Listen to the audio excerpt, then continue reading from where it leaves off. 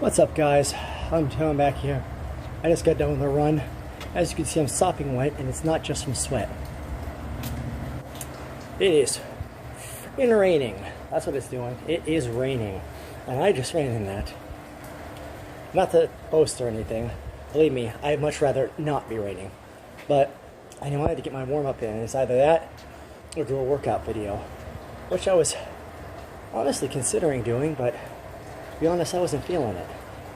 So I decided not to do that, and you know, the rain had lightened up, and so that allowed me the opportunity to start running. So that's exactly what I did. Anyway, later. Okay, so that was a pretty good workout. I mean, I know I'm not showing the workouts. This is mainly just a vlog, so this is all pretty much me telling you what's going on.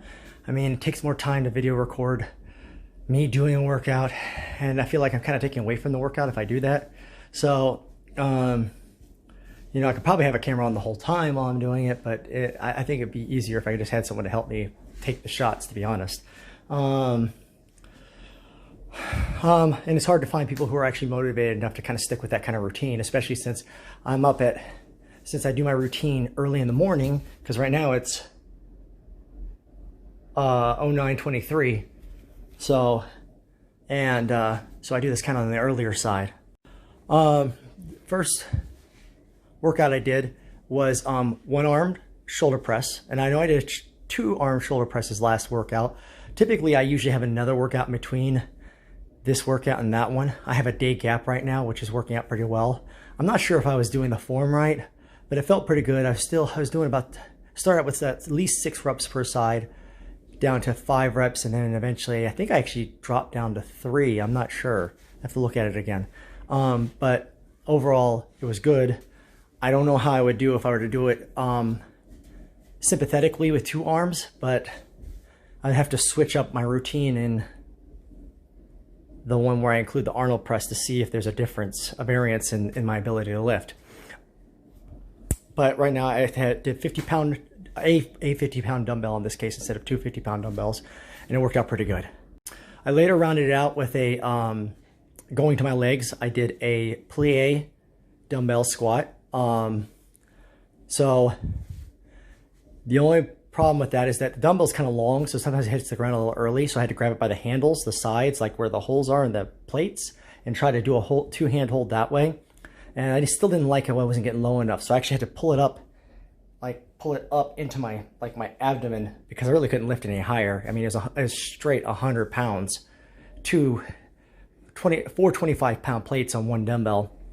Actually, I took it to 120, so I had 10-pound plates on each side as well. And I was still doing pretty high volume, which means I need to up my weight more during the plie squats, but I'm not really sure how else to do that. I'm considering maybe getting a duffel bag and filling it with chains and making it just a heavy bag and just doing squats with that. Now I know I don't like isolation exercises, but unfortunately I've been running out of different types of exercise to do with dumbbells. So as far as like different variances, so I had to switch to and I didn't want to do the mountain climbers like I normally do, because it's good to have those kind of cardio routines in your workouts, but this really isn't a cardio focused workout. It's more of a muscle building workout, and I wanted to incorporate as much weightlifting or strength training as I can. So I switched it up with a one-armed kickback, so I could focus more on the tricep and just do one arm at a time. And unfortunately, my triceps are not very strong, because I had to sit there and I had to only use 20-pound dumbbells 2-pound dumbbell per arm. And to finalize what I did, my last exercise was a row. Now this is very interesting, a one-arm row in fact. Now I was able to do 50 pounds, and I know I'm strong enough to do 50 pounds, but I always notice I kind of struggle to get that weight all the way up, even though I'm able to do that kind of weight in other exercises, which makes me think maybe my upper back might be not as strong as I'd hoped, because I was thinking about raising it up to 70 pounds, but I just wasn't feeling it. And like my bicep and my shoulder feels fine, but I felt that kind of lack of strength, which makes me think maybe I need to strengthen my shoulder, my upper back a little bit more, get a little more accustomed to the lift before I up the weight. Overall, I say this is a fantastic workout. I feel great. I notice as I continue to work out more, I get more energy, I get more motivated.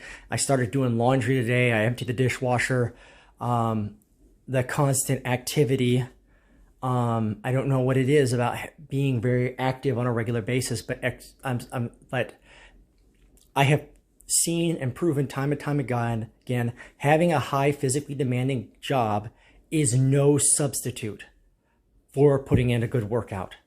It is not, because I have done both extremely high physically demanding jobs and incorporated workouts at the same time, and I still feel better when I do the workout versus when I'm not doing the workout.